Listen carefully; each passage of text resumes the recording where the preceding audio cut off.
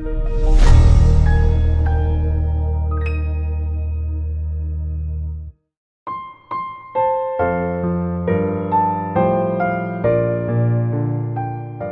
pagi sahabat Saroha yang dikasihi Tuhan kita.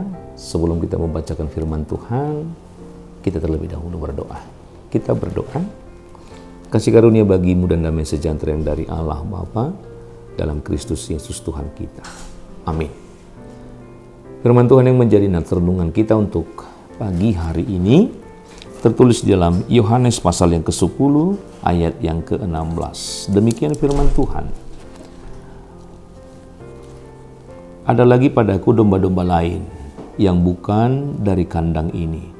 Domba-domba itu harus kutuntun juga, dan mereka akan mendengarkan suaraku, dan mereka akan menjadi satu kawanan dengan satu gembala. Demikian firman Tuhan. Sahabat Saroha yang dikasihi Tuhan kita Yesus Kristus, dalam nats ini Tuhan memakai kata domba. Domba-domba yang lain. Maka dalam teks ini, yang dikatakan domba-domba yang lain adalah orang-orang Yahudi yang bukan Yahudi yang belum percaya kepada Yesus Kristus.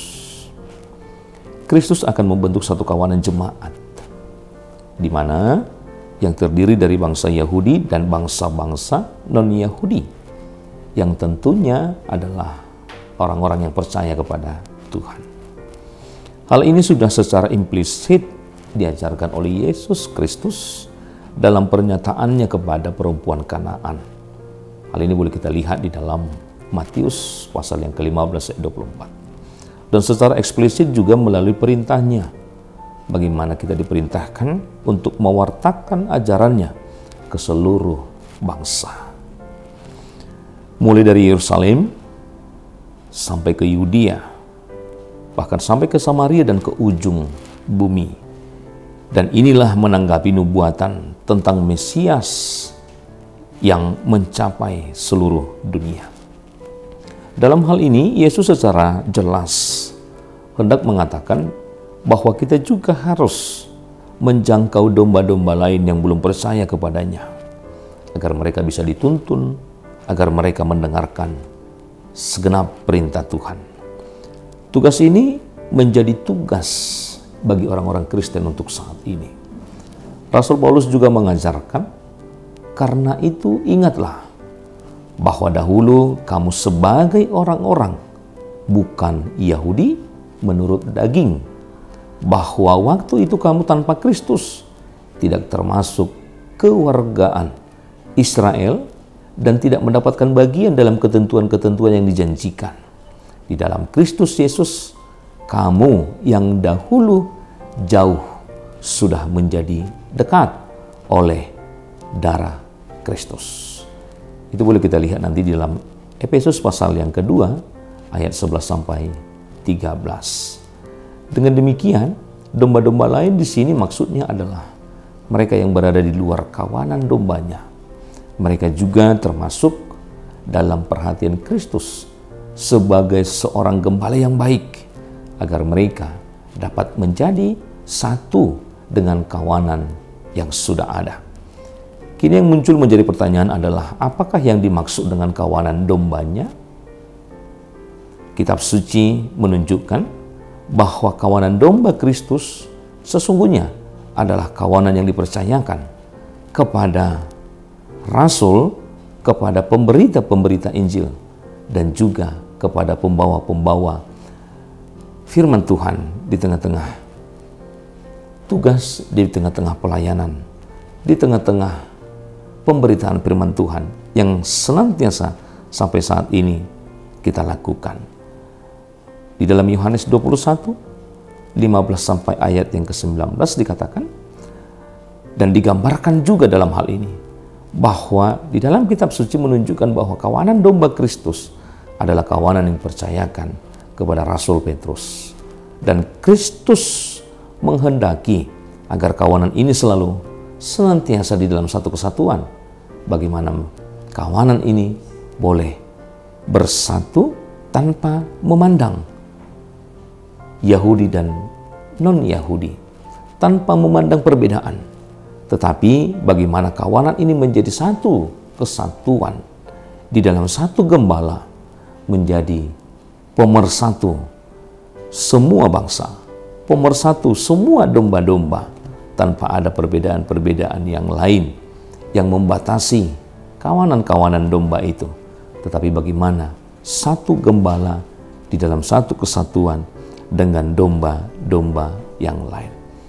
Maka domba-domba lain yang dimaksud di sini adalah mereka yang berada di luar kekristenan, orang-orang yang belum mengenal, yang belum termasuk sebagai orang-orang Kristen, orang-orang yang non-Kristen, yang kemudian dituntun oleh Kristus agar mampu, agar bisa mendengar suara Kristus, dan akhirnya bisa bergabung dalam satu kesatuan domba, dalam satu kesatuan gereja yang menjadi wajah Kristus di dalam kehidupan kita saat ini.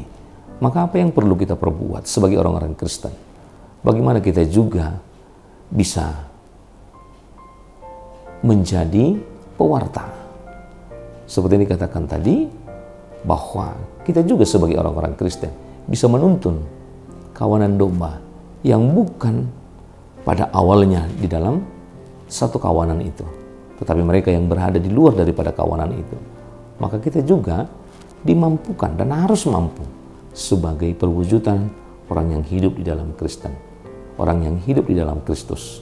Bagaimana kita juga di dalam setiap perilaku dan buah daripada kehidupan kita, agar semua orang bisa melihat bahwa begitu indahnya hidup di dalam Kristus, bahwa begitu indahnya di dalam berkelakuan senantiasa di dalam Kristus. Maka kita diajak melalui nats ini seperti apa yang dilakukan oleh Kristus. Mari berjuang untuk mengarahkan domba-domba yang lain.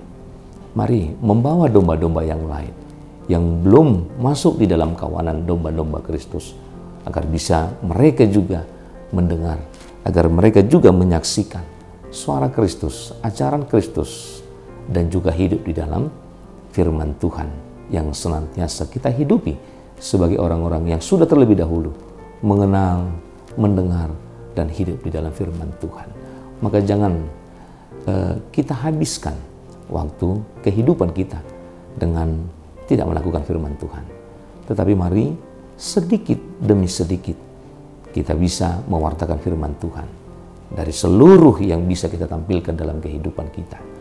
Cara bicara, cara perbuatan, cara melangkah, dan cara berperilaku di dalam persekutuan kita, pergaulan kita, dan juga di sekitar kita. Maka dengan demikian orang bisa melihat bagaimana indahnya sebagai orang-orang yang hidup di dalam Tuhan. Tuhan Yesus memberkati. Amin. Kita berdoa. Terpuji Engkau Allah Bapa yang baik. Engkau adalah Allah yang senantiasa memelihara kehidupan kami, menopang, menolong kami, memberikan segala sesuatu yang kami cukupkan. Engkau adalah Allah yang sungguh-sungguh, Allah yang luar biasa, yang senantiasa memelihara kami sebagai domba-domba Allah, yang senantiasa mendengarkan, menuruti, dan melakukan setiap perintah Tuhan.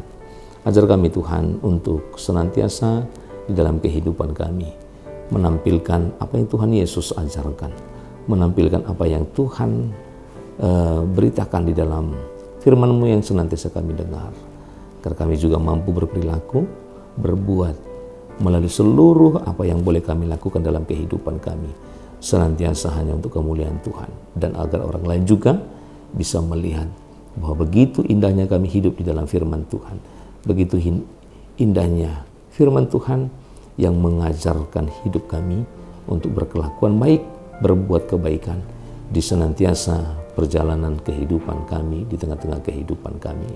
Untuk itu Bapa Surgawi, senantiasa Engkau mengajar kami melalui Roh Kudus-Mu yang senantiasa hidup di dalam kehidupan kami, agar apapun yang kami lakukan, kami jauh dari kesalahan, agar kami jauh dari perbuatan dosa, tetapi anugerah Tuhan yang senantiasa membawa kami kepada kehidupan yang penuh dengan kebenaran di dalam melakukan kebaikan-kebaikan dan kasih di tengah-tengah kehidupan kami.